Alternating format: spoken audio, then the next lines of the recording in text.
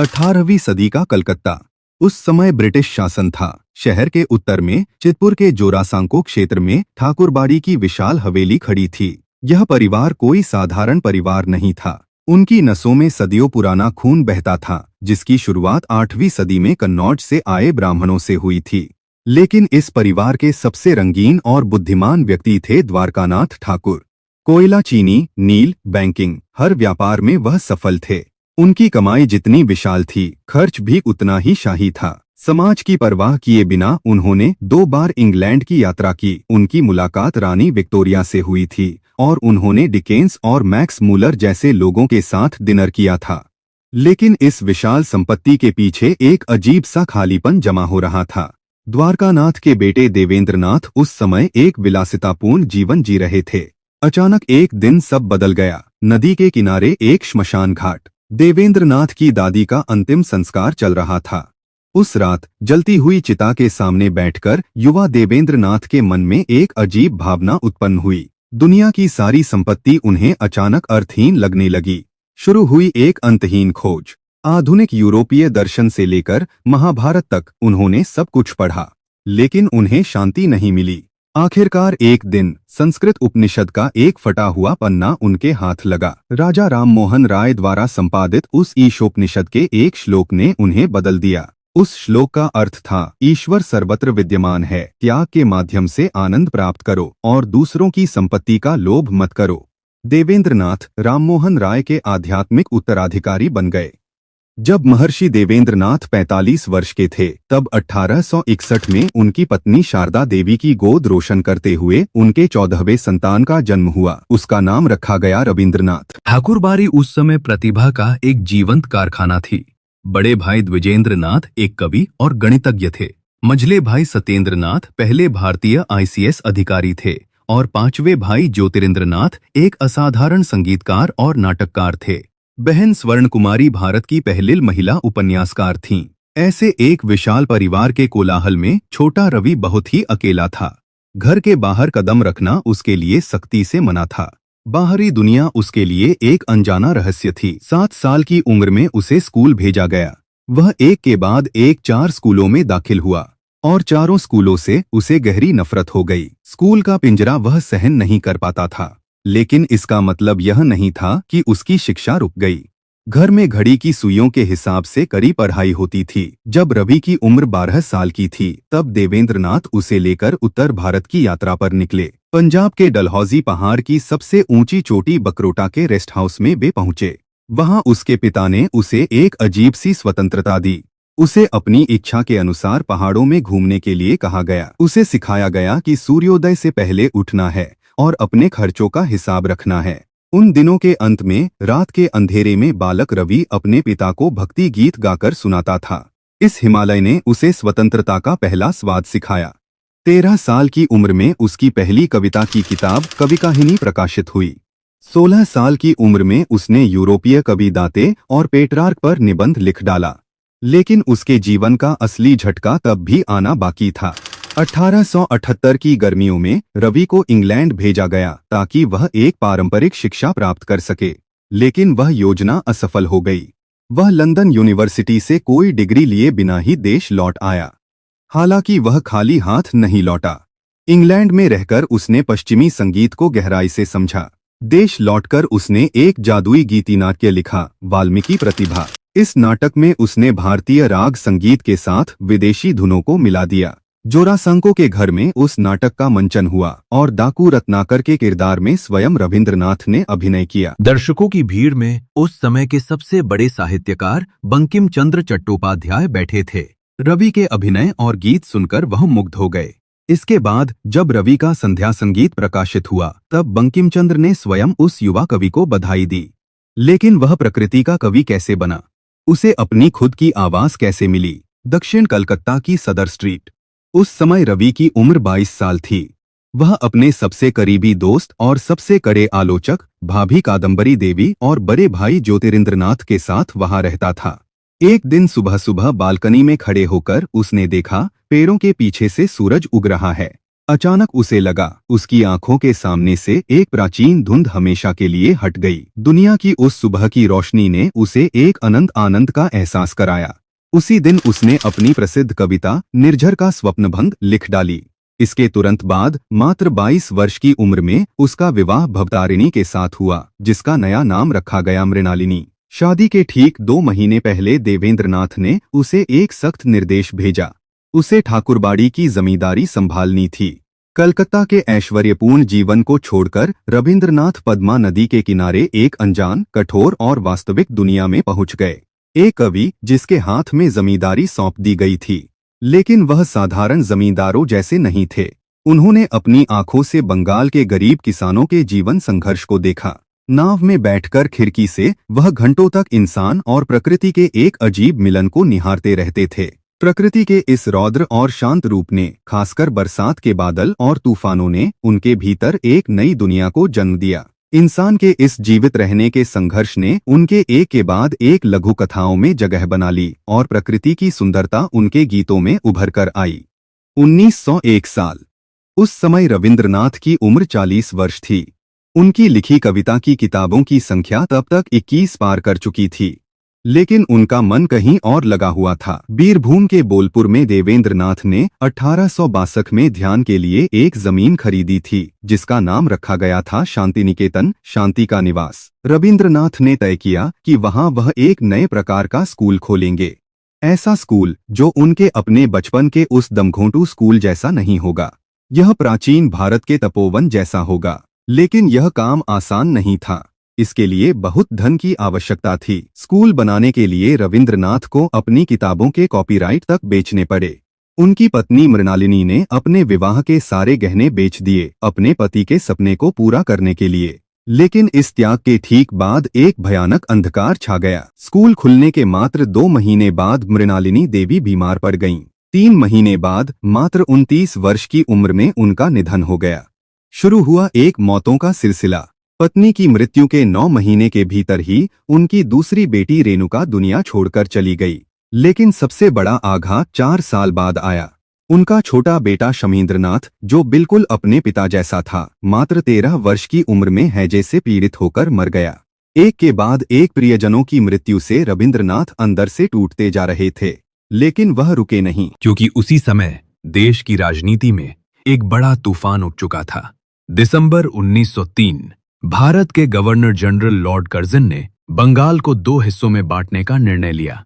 उद्देश्य था हिंदुओं और मुसलमानों के बीच विभाजन पैदा करना, ताकि ब्रिटिशों के खिलाफ कोई बड़ा आंदोलन खड़ा न हो सके। लेकिन कर्जन के इस निर्णय ने बंगाल की धरती पर विरोध की आग भड़का दी। शोक में डूबे रविंद्रनाथ अब घर में बैठकर नहीं रह सके। वो सड़कों पर उतर आए। उनके लिखे देशभक्ति गीतों से कलकत्ता की सड़कें गूंज उठीं। 16 अक्टूबर 1905, जिस दिन बंग भंग लागू हुआ, उस दिन रविंद्रनाथ ने एक अनोखे विरोध का आह्वान किया। उन्होंने उस काले दिन को एक महान मिलन के उत्सव राखी बंधन में बदल दिया। लेकिन स्वदेशी आंदोलन धीरे धीरे एक ऐसे रूप में बदल गया जिसे रविंद्रनाथ स्वीकार नहीं कर सके। देश के युवा स्वतंत्रता के लिए हथियार उठाने लगे। शुरू हुआ गुप्त हत्या और आतंकवाद का दौर। रविंद्रनाथ ने इस रक्तपात का कड़ा विरोध किया। उन्होंने साफ बता दिया कि भारत के लिए हिंसा का रास्ता सही नहीं है। सच्ची स्वतंत्रता केवल रचनात्मक कार्यों और सहिष्णुता के माध्यम से ही आ सकती है। उन्होंने खुद को राजनीति से अलग कर लिया और अपने जमींदारी क्षेत्र के गरीब लोगों के विकास के काम में लौट गए। अपने देश के लोग उन्हें साहित्य के एक शीर्ष व्यक्तित्व के रूप में सम्मान दे रहे थे, लेकिन बाहरी दुनिया के लिए रविंद्रनाथ नाम तब भी पूरी तरह अनजान था। समय था 1912 का। रविंद्रनाथ इंग्लैंड गए पश्चिमी शिक्षा प्रणाली को देखने और अपने काम के बारे में उन्हें बताने के लिए। उनके साथ एक साधारण कॉपी थी। उस कॉपी में उनके द्वारा किए गए गीतांजलि के कुछ अंग्रेजी अनुवाद लिखे हुए थे। उन्होंने वह कॉपी अंग्रेज चित्रकार विलियम रोडेनस्टाइन को दिखाई, जिनसे उनकी भारत में पहचान हुई थी। रोडेनस्टाइन उन कविताओं को पढ़कर इतने प्रभावित हुए कि उन्होंने उन्हें प्रसिद्ध आयरिश कवि येट्स के पास भेज दिया। लंदन के बुद्धिजीवियों की एक सभा में येट्स ने कहा, अपने समय में मैं ऐसे किसी व्यक्ति को नहीं जानता जिसने अंग्रेजी भाषा में इसके बराबर कोई गीतिकविता लिखी हो। इस साधारण गद्य अनुवाद में भी इसकी शैली और विचार असाधारण हैं। उसी वर्ष इंग्लैंड में गीतांजलि प्रकाशित हुई और उसके अगले वर्ष 1913 में उन्हें नोबेल पुरस्कार मिला। 1915 में ब्रिटिश सरकार ने उन्हें नाइटहुड की उपाधि दी। एक व्यक्ति के जीवन में विश्व प्रसिद्धि के आने का ऐसा नाटकीय उदाहरण इतिहास में दूसरा नहीं है, लेकिन यह सम्मान और यह प्रसिद्धि उन्हें अंधा नहीं कर सकी। उस समय यूरोप में प्रथम विश्व युद्ध चल रहा था। 1916 में अमेरिका और जापान की यात्रा करके उन्होंने विश्व शांति का आह्वान किया। उन्होंने कहा, सभी मनुष्यों के आत्मिक मिलन के माध्यम से ही एक नए युग की शुरुआत हो सकती है। इसी अंतर्राष्ट्रीय सहयोग के सपने के साथ उन्होंने शांति निकेतन के स्कूल को एक नए रूप में विकसित किया। जन्म हुआ विश्व भारती का, जिसका मूल मंत्र था यत्र विश्वम भवत्येकनीडम, जहां पूरा विश्व एक घोंसले में बदल जाता है। नोबेल पुरस्कार की पूरी राशि उन्होंने इस विश्वविद्यालय के निर्माण में लगा दी। यूरोप में युद्ध भले ही थम गया, लेकिन भारत में उस समय अशांति के काले बादल छाए हुए थे। ब्रिटिश सरकार ने रॉलेट एक्ट पास करके सभी राजनीतिक आंदोलनों को दबाने की व्यवस्था की। दक्षिण अफ्रीका से लौटे मोहनदास करमचंद गांधी उस समय भारत की राजनीति का प्रमुख चेहरा थे। उन्होंने इस कानून के खिलाफ अहिंसक प्रतिरोध का आह्वान किया, लेकिन ये अफवाह फैल गई कि गांधी को गिरफ्तार कर लिया गया है और इसके कारण पूरे देश में दंगे और हिंसा शुरू हो गई। ब्रिटिश सरकार ने एक अमानवीय दमन शुरू किया। पंजाब में मार्शल लॉ लागू कर दिया गया। बैसाख महीने का पहला दिन अमृतसर के जलियांवाला बाग में एक शांतिपूर्ण सभा हो रही थी, लेकिन वहां पहुंच गए ब्रिगेडियर जनरल डायर। वो कोई जोखिम लेने को तैयार नहीं थे। शुरू हुआ एक नरसंहार। ब्रिटिश सरकार ने इस खबर को दबाने की कोशिश की, लेकिन उस खून के दाग देश के अन्य हिस्सों तक पहुंच गए। शांति निकेतन के शांत आश्रम तक भी ये खबर पहुंची। रविंद्रनाथ अब शांत नहीं रह सके। वो तुरंत कलकत्ता आ गए, लेकिन कोई भी राजनीतिक नेता ब्रिटिशों के खिलाफ विरोध सभा करने के लिए तैयार नहीं हुआ। 30 मई सुबह 4 बजे रविंद्रनाथ ने अकेले ही कलम उठाई। वायसराय के नाम उन्होंने एक ऐतिहासिक पत्र लिखा। पंजाब के इस अमानवीय हत्याकांड का कड़ा विरोध करते हुए उन्होंने लिखा, मैं अपने सभी सम्मान त्याग कर उन देशवासियों के साथ खड़ा होना चाहता हूं जो आज अमानवीय अपमान के शिकार हैं। उन्होंने ब्रिटिशों द्वारा दी गई नाइटहुड की उपाधि लौटा दी। एक कवि का ये अकेला विरोध पूरे ब्रिटिश साम्राज्य की नींव हिला गया। जीवन के अंतिम 10 वर्षों में रविंद्रनाथ एक पल के लिए भी नहीं रुके। विश्व भारती के लिए धन जुटाने और शांति का संदेश फैलाने के लिए वो दुनिया के एक कोने से दूसरे कोने तक घूमते रहे। पूर्व से पश्चिम हर जगह लोगों ने उन्हें खुले दिल से स्वीकार किया। वो कहते थे, संस्कृति को अलग थलग रखने में किसी भी राष्ट्र का गौरव नहीं हो सकता। मानवता में देना ही वास्तव में लेना है। वो किसी संस्था पर नहीं, बल्कि उन सामान्य लोगों पर भरोसा करते थे जो स्पष्ट सोचते हैं और न्याय के रास्ते पर चलते हैं। उनके इस महान मानवतावादी दर्शन से प्रभावित होकर यूरोप के श्रेष्ठ विद्वान उनके मित्र बन गए। शांति निकेतन में तब कला भवन की स्थापना हो चुकी थी, जिसकी जिम्मेदारी अवनींद्रनाथ के छात्र नंदलाल बोस के हाथों में थी। संगीत की साधना के लिए संगीत भवन बना, जिसकी जिम्मेदारी कवि के एक अन्य भतीजे दिनेंद्रनाथ के पास थी। प्राच्य विद्या पर शोध करने के लिए दुनिया के विभिन्न हिस्सों से सिल्वैन लेवी, विंटरनेट्स और स्टेन कोनोव जैसे विद्वान वहां आए। चार्ल्स फ्रियर एंड्रूज और विलियम पियर्सन जैसे यूरोपीय शांति निकेतन आकर अपना जीवन समर्पित कर गए। अमेरिका से लियोनार्ड एल्बहर्स्ट आकर श्रीनिकेतन के ग्रामीण विकास कार्यों की जिम्मेदारी संभालने लगे। ऑक्सफोर्ड जाकर रविंद्रनाथ ने अपने प्रसिद्ध हिबर्ट लेक्चर्स दिए, जो बाद में द रिलीजन ऑफ मैन के नाम से प्रकाशित हुए। 70 वर्ष की उम्र में उन्होंने एक नई दुनिया की खोज की। उन्होंने चित्र बनाना शुरू किया। अपने अंतिम यूरोप दौरे में वो रूस गए। वहां खड़े होकर उन्होंने कहा, समाज की सभी बुराइयों को दूर करने के लिए जड़ों तक जाना होगा और उसका एक ही रास्ता है, शिक्षा। 1931 साल कलकत्ता के नागरिकों ने एकजुट होकर कवि का 70वां जन्मदिन मनाया। प्रकाशित हुई the golden book of Tagore. इस किताब में दुनिया के महान लोगों ने उन्हें श्रद्धांजलि दी।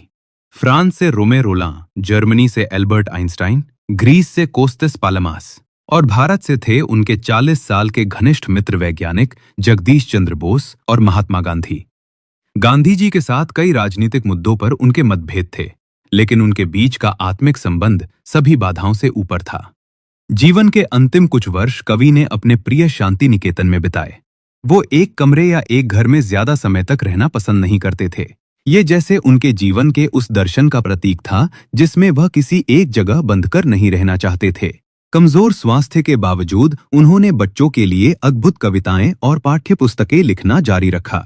जो व्यक्ति बच्चों से इतना प्रेम करता था, उनके भविष्य के निर्माण के लिए यह काम उसके लिए अत्यंत आवश्यक था। 7 मई 1941। उस समय रविंद्रनाथ की उम्र 80 वर्ष थी। टूटे हुए शरीर के साथ उन्होंने शांति निकेतन में अपना अंतिम जन्मदिन मनाया। उस दिन उन्होंने दुनिया को अपने जीवन का अंतिम संदेश दिया, जिसका नाम था सभ्यता का संकट।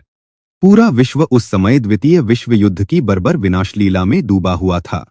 रविंद्रनाथ ने उस संदेश में कहा, एक समय मैं विश्वास करता था कि यूरोप के हृदय से ही सभ्यता का प्रकाश फैलेगा, लेकिन आज जब मैं दुनिया छोड़ने के लिए तैयार हूं, मेरा वह विश्वास हमेशा के लिए टूट चुका है। मैं चारों ओर केवल एक अहंकारी सभ्यता के खंडहर देख रहा हूं। लेकिन इतनी निराशा के बीच भी उन्होंने इंसान पर से विश्वास नहीं खोया। उन्होंने कहा, मनुष्य पर विश्वास खोना पाप है और वह पाप मैं नहीं करूंगा। मैं उस नए सवेरा का इंतजार करूंगा जिस दिन यह विनाशलीला समाप्त होगी, और शायद वह रोशनी इसी पूर्व दिशा से आएगी, जिस दिन अजय मनुष्य सभी बाधाओं को पार करके अपने खोए हुए मानव अधिकार को वापस पाएगा। 3 महीने बाद शांति निकेतन से उन्हें कलकत्ता के उस पुराने पैतृक घर में लाया गया, जहां कभी एक छोटा सा बालक विशाल बरामदे में घूमता था। जिस घर से वह कभी बाहर नहीं निकल पाता था, आज वही लड़का पूरे विश्व का अपना बन चुका था। जोरासांको के उसी कमरे में उनके जीवन का अंतिम अध्याय लिखा गया। मनुष्य का शरीर भले ही समाप्त हो जाए, लेकिन क्या एक अनंत नक्षत्र कभी मरता है? इस प्रश्न के उत्तर में इतिहास स्वयं मौन होकर खड़ा रहता है।